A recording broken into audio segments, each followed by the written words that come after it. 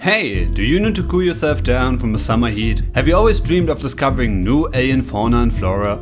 Well, then I have the perfect little vacation just for you. Sector 0 on planet 4546b, an icy escape from the dread of summer. Cool yourself down in the vast ocean and swim with exotic fish, or lay down on chilling beaches together with a national bird, the penguin. For only $29.99 you can experience the feeling of thalassophobia in the comfort of your home. Sign up now and you can get your own personal drop pod, a luxury camping option including a fabricator, storage and a window. Do not hesitate, the planet is waiting for you. Unknown Worlds Entertainment is not responsible for any medical conditions including rising heart rate, increased sweating, headaches, fainting, heart attacks and lifelong fear of the ocean and snowy landscapes. After playing the first game for free thanks to a new Epic Games overlords, I was overjoyed when Subnautica Below Zero was announced. I quickly made the choice to go into it blind, and looking back, this was definitely the right call. So if you want to play the game, I strongly encourage you to not watch this video before you have finished it. This may take my retention, but hey, that's alright.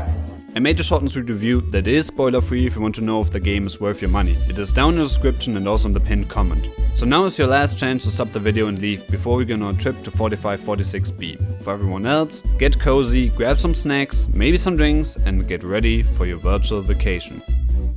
The game starts off with our protagonist Robin flying down to 4546b in pursuit of some kind of research and to uncover what happened to someone named Sam. Given the events of the first Subnautica, I'm already thinking, this is a bad idea, but Robin also has a brilliant plan to use a meteor storm to cover her tracks from Amazon. Sorry, I mean a Terra. I'm sure this won't go wrong. Drop pod deployed.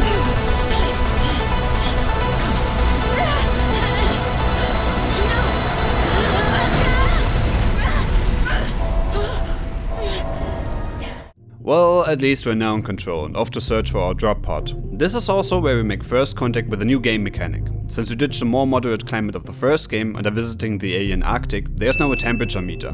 Basically, cold equals bad, and when your meter reaches 0, you die. But we'll get back to this later. For now we grab some snacks and make our way to the shore. We almost kidnap a small child, but quickly let go after realizing their parents aren't too happy about us taking it. We then enter our new drop pod. After a brief look at the fabricator, it is time for the true Subnautica experience. Oxygen. Oxygen. Oxygen. Oxygen. Oxygen. Oxygen. Oxygen. Yeah, that. And it's also time to act like a space hobo and scavenge for any kind of material that could be useful. All on the quest to unlock the single most powerful item in the game, the scanner. It allows you to scan random junk that people drop off in the ocean to acquire new blueprints and advance your crafting options. After scraping the bottom of the ocean clean, we craft a new toy and set our mind on the next most important thing. Speed.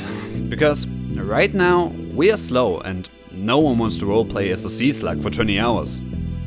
Well, actually, I spend too much time on Twitter lately, so I'm certain there are people that would enjoy that, but I don't. So it's time for some S, and S. Scanning, scavenging, and most importantly, sea monkeys. Sea monkeys are great. They're like my ex-girlfriend. They're cute and playful.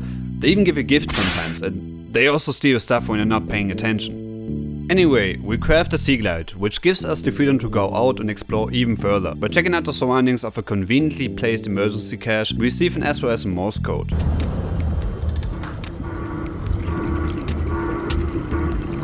After exploring some caves in the area and scanning a distinctly alien artifact, Robin used some advanced math to figure out where the SOS was coming from. But before we can check that out, there's something else I want to do. While exploring I came across these seatruck fragments. The seatruck is a subaquatic equivalent of a minivan with the added benefit that you can attach and detach modules to the back of it. A function we've not used once throughout this whole playthrough. I'm sorry. To me, the seatruck is an absolute downgrade compared to the faster and more nimble Seamoth. It feels extremely clunky to control at times, with me getting stuck in terrain again and again and again.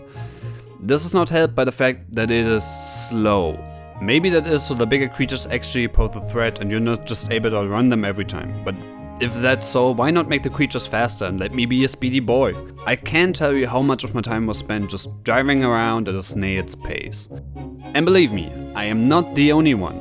I saw people listening to their PDA voice logs while driving around, and you know it's tedious when people are only one step away from getting an Audible subscription while playing your game. Speaking of Audible, this video is sponsored by absolutely no one. I do all of this in my free time, so if you want to help me out, subscribe, leave a like, a comment, share this video with a friend, or just quietly enjoy it on your own. All of this helps me out and lets me keep making these.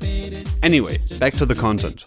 Even with all the grief I give the seatruck, a shitty car is still better than no car, so let's go back to exploring. Although, if you're dying to see what the alien distress call is about, I have to disappoint you. I just couldn't find the damn thing, and after 20 minutes I was frustrated enough to find a new destination. The Delta Station. This Soterra-owned facility is located on the creatively named Delta Island and sports a bunch of different activities we can do, including scanning stuff, riding a crustacean, explore the caves, and... Stop right there, Alterra. You're out of bounds. Yeehaw! I didn't expect to see another person here, let alone some chick from Texas with a fucking Gundam. She definitely left a big impression on me. We'll meet her again later, but for now we'll continue to explore the station. There we don't find any news about Sam. Remember the whole reason Robin actually came to this planet? Because I sure as hell didn't at that point. But we do find out that the ex-inhabitants of the station love to play Alien Intruder, which is of course a reference to the critically acclaimed, free-to-play, space-themed imposter game, Unfortunate Spaceman. There's also a big-ass satellite tower, but we can't do anything with it at this point, so it's time to leave the island. On our way back, the unspeakable happens. While parkouring down the island, we manage to get stuck between some rocks. Now, that doesn't sound so bad, but remember, there is no temperature meter. That means we are freezing to death and there's not a lot of time left. Basically, we're in a much shittier version of 127 hours. We try our best to somehow jiggle free of the rocky grass, but it's no use. Unfortunately, there's no way to cut off any limbs to free ourselves, like Aaron Boy did. So the icy death draws in closer and closer.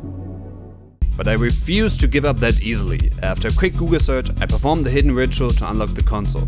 With this tool, we use our last strength to teleport to the satellite tower and with just seconds to spare, make it to shelter. But claiming the power of gods doesn't come without consequences. We may have saved our life in the short term, but for that we must sacrifice something else. Using the console will disable all achievements for your save game entirely. I didn't realize it in the moment because I was too busy enjoying the Northern Lights. Only after finishing the game I was wondering why I only completed 2 out of 13 achievements. I have no idea why they made it that way, and to be honest I find it pretty dumb to be punished for fixing bugs myself. But enough ranting. We may have almost died, but we also found the habitat builder, which means we can build a base. For now it's pretty much the same as in Subnautica. Build a multi-purpose room, add a hatch to get in and some solar panels for electricity. Always make sure the ocean's not crushing your home and cram in as many storage lockers in there as you can. Trust me, you will need them. Later in the game you unlock new building options like the large room, the glass dome for multi-purpose rooms, a bunch of furniture and more. There's nothing crazy, but all the new things are very much appreciated and help to make the base building more interesting. But who cares about some stinky base? I kept you waiting for long enough. We are going to the alien SOS signal right now. This time, we actually managed to find the breadcrumbs we are looking for and make it to a cave. What is all this? Emergency storage medium. Of course, Robin suspects no harm and offers a PDA to the disembodied voice. We continue down the path and reach a chamber in the back of the cave where a giant cube floats in the air. We make a beeline for the terminal in front of the cube and we try to download the voice into our PDA, but it seems like the idea of consent isn't really present in the alien society, so the voice gets transferred to our head instead. You are in my head? I offered you my PDA! Get out! Robin understandably isn't too happy about this, but there's nothing she can do, so we just exit the cave the way we came from. After leaving, we get a mental call from our new brainmate. Nico, it's Roman. Let's go bowling. He's called Alan, by the way. This ancient, mysterious alien that has no body is called like a neurotic fucker from 2.5 Men. You can't make that shit up. Alan tells us that if we want to get rid of him, we need to build him a suitable body. Of course, building a body for an alien isn't that easy. I mean, I suspect building a body in general isn't that easy. Not sure though, I've never tried it. For the alien body, we first need to find a sample for each skeleton, organs and tissue, so we can use our scanner to unlock the recipe for it. We then need to gather all the resources necessary and find a place that is capable of fabricating the body. But to even find the body parts, we need to go deeper, and honestly, this old thing is not gonna be able to make it. So we have to give it a makeover. One problem though. A quick look at the fabricator shows us that we will need to get some diamonds to craft the upgrade module. Well, I'm not sure where to get diamonds, but it shouldn't be too hard, right?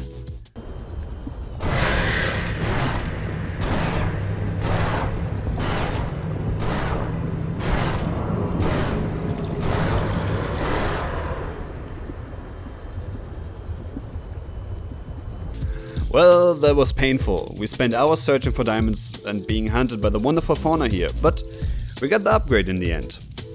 The first part we're looking for is the architect's skeleton. This part is hidden deep down below the giant lily pads, a biome known for its peaceful and quite honestly beautiful glowways, as well as... Oh no. We make it past our new arch nemesis and descend into the deep abyss. Slowly, the landscape around us transforms and warps, becoming more and more alien by the second.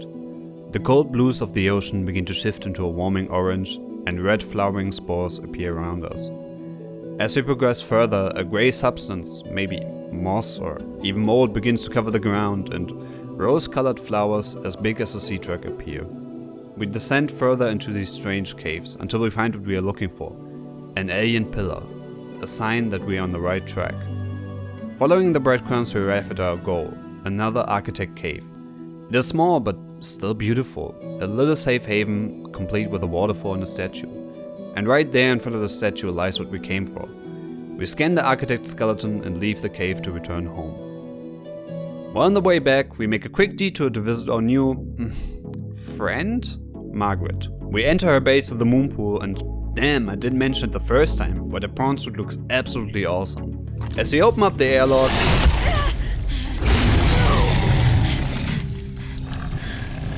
we get jumpscared yet again. Also, I was thinking she was from Texas before, but this pretty much confirms it, so I can add that to the list of things we know about her. We tell her that we're looking for our sister, Sam.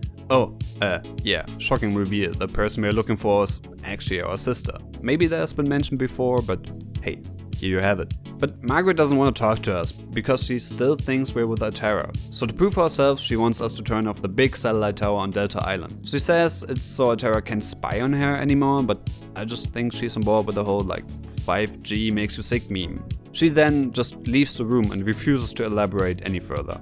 So I guess it's time to turn off the tower. We need a test override module to do that. As usual, we scan fragments to unlock the recipe for it. One of them is conveniently placed right there on the table, but the other ones are down in sunken shipwrecks. Now, I could show you the entirety of me scavenging for them, or just skip all of that with the magic of video edit. So we are back on Delta Island and we got the test module. Plug it in, activate the test mode, and voila! Altera is going to have a hard time spying on Margaret now. Speaking of Margaret, she appears to have some kind of omniscience because she immediately calls us after we are down with the tower. She wants us to swing by a greenhouse, about a kilometer east of our position. I completely ignored what she was saying and went to her base instead, because I have the attention span of a 5-year-old and was also very busy with doing these sick trick jumps. So now it's all the way back, and maybe you begin to understand why I don't like the seatruck. This takes forever. Same goes for actually finding a greenhouse. It is on top of one of these icebergs. The only problem is, I don't know which one. I guess we have to look on all of them. While searching, we stumble upon an alien satellite, and for once Alan is actually useful. He used the information to visualize the location of the next body part. This will definitely come in handy later. Finally, we make it to the greenhouse, and we actually don't get jumpscared for once, but instead get a bunch of exposition dropped on us. In short, Altera is researching the carabacterium that appeared in the first game. Sam has developed an antidote for it, but Margaret convinced her to not use it, but instead seal the cave that contains the bacterium off with explosives. Great plan so far. But wait! There's more! She also wants to blow up the lab as well, and she wants to do it herself, because, and I quote, "it will be fun." I would say let's leave and look for a second body part. From Alan's description we know it's somewhere on land. Thank you Alan, very cool. Looking at the map we decide to go to the big green phi symbol. There we find this broken bridge and Alan yet again proves to be useful, telling us the next body part is somewhere on the other side. That means we need to repair the bridge and I hate doing chores. So how about we explore a bit on this side first? Which actually leads us direct to the phi robotics lab. And so the worst part of the game has begun. Don't get me wrong, the phi lab is actually pretty alright, and there's a pretty cool moment a bit later, but land exploration just doesn't work in Subnautica. The moment you step on land, you lose all the fluidity you had moments ago. It feels so clunky, and remember me getting stuck on Delta Island? Well, that's not the only time this happened. But let's stop complaining and start exploring, because as I said, there's some good stuff too. These voice logs, for example.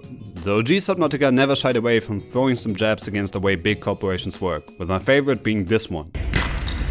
Remember that materials you gather are the property of the All-Terra Corporation. You will be liable to reimburse the full market price. Your current bill stands at 3 million credits. And while some may consider this writing a bit corny at times, I think most people that work some kind of office job can relate at least a little bit. Anyway, in the station we find a map of the surrounding area, great for what is to come. But wait, there's more, because we also unlock the Snow Fox, a vehicle I don't hate for once. Nice.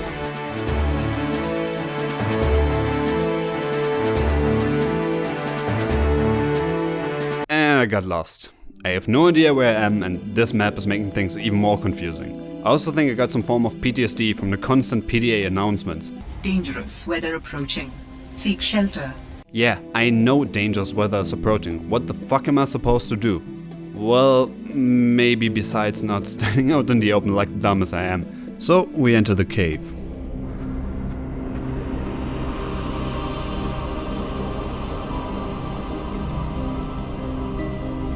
Wow, this is probably the coolest moment in the entire game for me. But something seems off.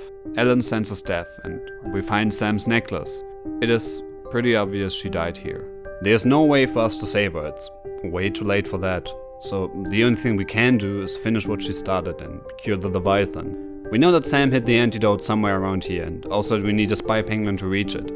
I, for whatever reason, didn't think this was important to record, so I have no footage of it, and what you're seeing right now is actually my cleverly faked rendition of it. But trust me, nothing of value is lost. Like, this is spy penguin gameplay. We got the antidote, so let's do this.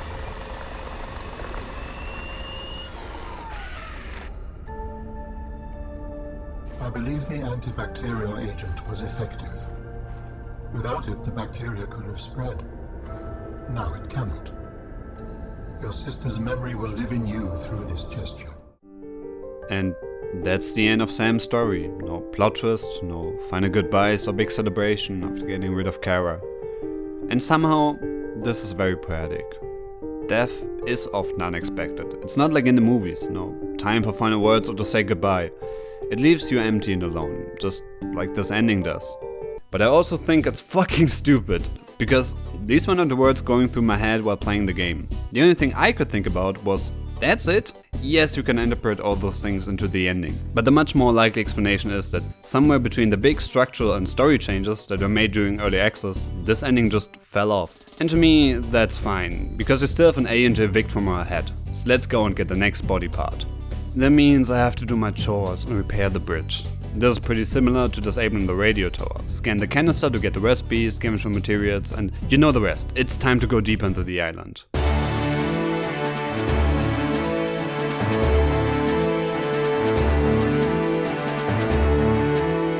And I'm lost again. God damn it! And this time it's even worse, because you get these knockoff dune worms chasing us. They do look cool, but they also throw you off your Snow Fox. And man, after playing World of Warcraft for over 10 years, getting dismounted is just not something I want to deal with anymore. Honestly, I should have just swallowed my pride and done this part with a prawn suit. But hey, we found what we came for, yet another architect cave. This one is full of giant emeralds, with mining activity showing that they seem to be valued by the architects. Probably because it fits well with the Razer gaming setup they got going. It also seems like this game has a running theme of cave-ins. We scan what is left of the architect's corpse and quickly leave the place before we get crushed too. So now it's just one part left to get, and for that, we need to go below zero. He did it! He said it! To be specific, we need to go to the Crystal Caves, which are just around Margaret's base. Normally, this would be a great opportunity for some small talk and maybe a coffee, but I think she has some sort of psychotic episode and refuses to acknowledge our presence. So, unfortunately, I can't procrastinate going deep any longer. While entering the Crystal Caves, Below Zero shamelessly copies one of the best moments of Subnautica. Detecting multiple Leviathan-class life forms in the region. Are you certain whatever you're doing is worth it? Proceed with caution. A Leviathan-class creature is near. Nope, I'm out. This is a part that almost broke me. I do think the Shadow Leviathans are less scary than the Reapers, in part due to the sound design being less overpowering, as well as the novelty of being chased underwater rearing off. But it's still more than enough for me. If there are two things I can deal with, it's probably spooky games and Mycon cringe compilations, and I don't know which one is worse, to be honest. So I resorted to the old reliable and played the whole part while being in Discord with friends. Having people making fun of you for being scared really does help take the edge off. We'll proceed to get lost for the 15th time, but this time with the added fun of having two Shadow Leviathans chasing us. Alan also isn't of much help here. The crystals in this environment are confusing my senses, and yet I feel certain there is something important below. A facility or a body component. Perhaps both. I cannot tell. What does that even mean? Against all odds, we don't end up in the belly of a Leviathan, but we do find what we came for. No, not this. All the organs we need are conveniently placed right there for us to scan. Soon after getting a recipe for the third body part, Alan begins to act really suspicious. Not answering any questions about the architect and his role, but instead pushing us to fabricate his body for him. Of course, we don't try to question him any further or use the body as leverage to get answers, but instead just go monkey here, monkey do and follow his plan. Now that we unlock the 3 blueprints, all we need to do is gather resources and then find a place to fabricate the body. Good thing is, I am a massive hoarder, so we don't even need to collect any more resources because we got everything we need right here. So let's find a fabricating facility. It could be anywhere on this planet. And that's when I had the revelation. A facility or a body component. Perhaps both. I cannot tell. Oh no, we have to go to the Crystal Caves again. Although, admittedly, it's less scary now that I discovered just how powerful the perimeter defense is.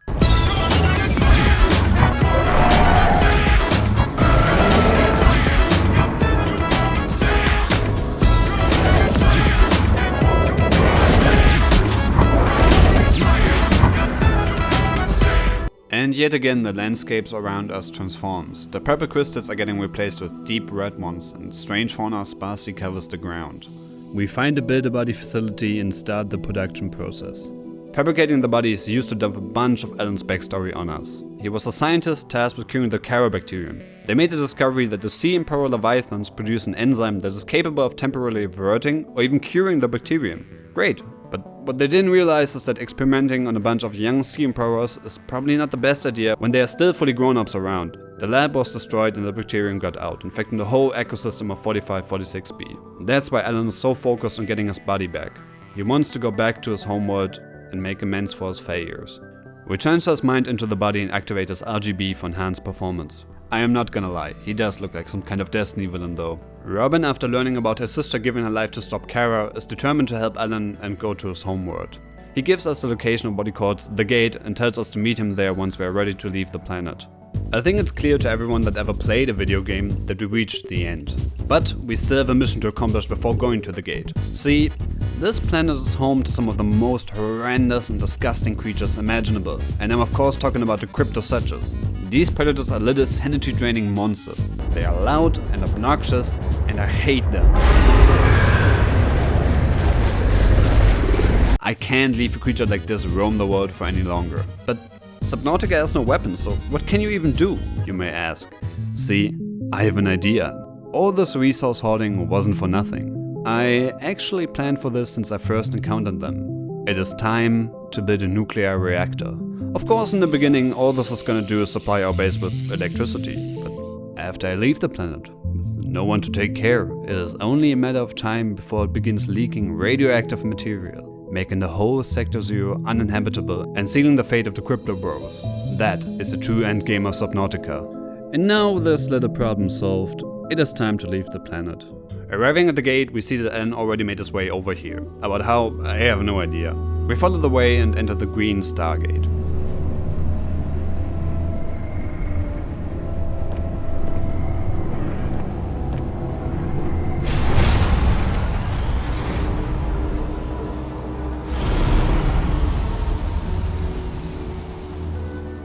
We do a bit of busy work for Alan, almost get crushed, and watch Alan fabricate a spaceship. While boarding the ship, this weird slapstick type gag happens. Not sure why, but okay. And just like that, it's time to leave the world of Below Zero. This really has been a wild ride.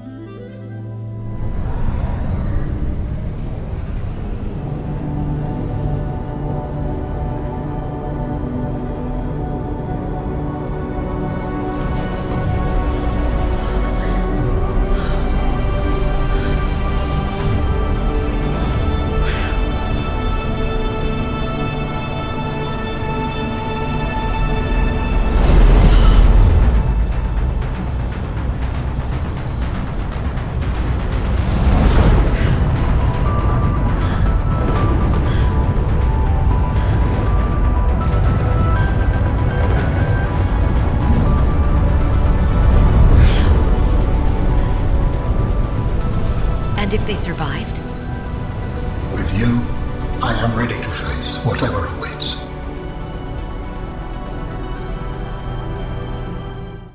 And so the game ends.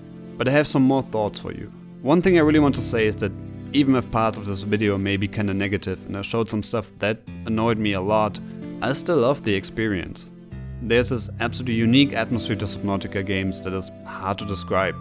I love getting lost in them, even when I hate the ocean and I struggle with horror. And also there's so much stuff I didn't talk about. Like the vent garden, the big shrimp, Margaret's voice logs that are like her version of Moby Dick, all the new items and just how outright beautiful this game is sometimes. And that's the note I want to end on. I'm really excited for what Unknown World is doing next and if you ever see the Architect's homeworld. For now, thank you for watching. Sub, like, all this and that, you know the drill, I don't have to tell you. This video was something completely new for me, and I hope it worked out. It took about 5 months longer than I thought, so I'm really happy to dive into other projects now. Next on my list is Risk of Rain 2, now that the new DLC is out. I also started replaying Golden Sun Lost Age, so that is coming as well. With that being said, I hope you have a great day, see you next time.